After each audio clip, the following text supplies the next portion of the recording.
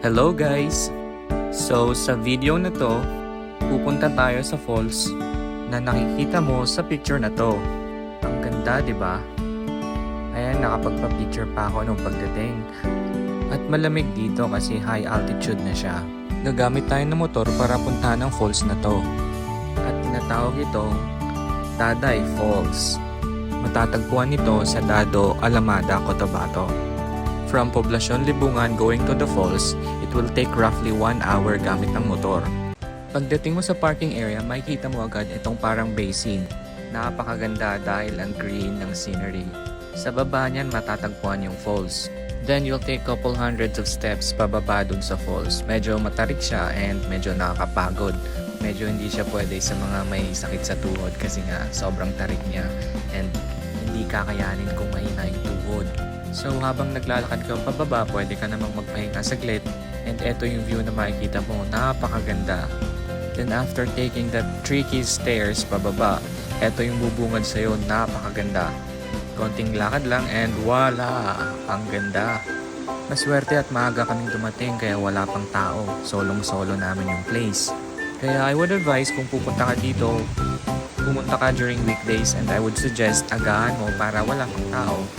Purpose mo kasi ang mag-picture at solohin yung place, ito yung perfect timing. So, ito na nga yung tinry kong dumaan dito sa taas pero medyo mahirap siya. At sa sobrang lakas ng mist na nanggagaling sa falls, nagre-rainbow na yung paligid. Sa video, kung titignan mo, parang maliit siya. Pero the falls itself is about 400 feet, so mataas talaga siya. Tsaka kung titignan mo, parang ang dali niyang puntahan, ano? Parang ang lilit lang ng mga bato. Pero ang totoo, mahirap talaga siyang puntahan kasi sa tindi nga ng mist at lamig ng paligid, ang daming lumot ng mga tumutubo.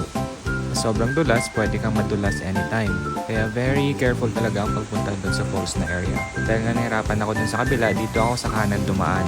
Mas madali siya and accessible. And ayan na, pag doon ka na mismo sa basin ng falls, ang taas niya tignan, sobrang liit ng tao tignan. Dahil wala pang tao, solong-solo ko yung area.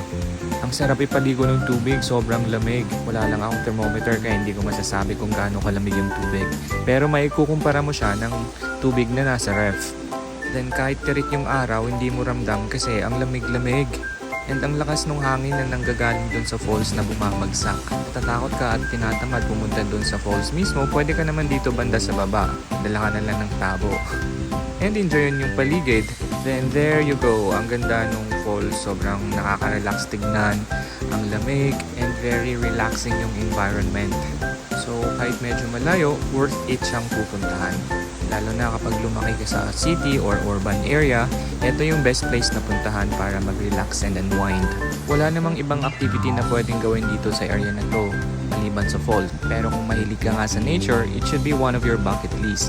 Kasi hindi natin alam nang kailan mapapanatili ang ganda nitong kalikasan.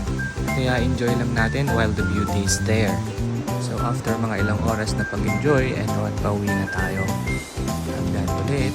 At eto na yung pauwi na kami kasama yung best friend ko at yung isang kaibigan namin. Relaxing lang yung dadaanan natin kasi puro green and sobrang natural.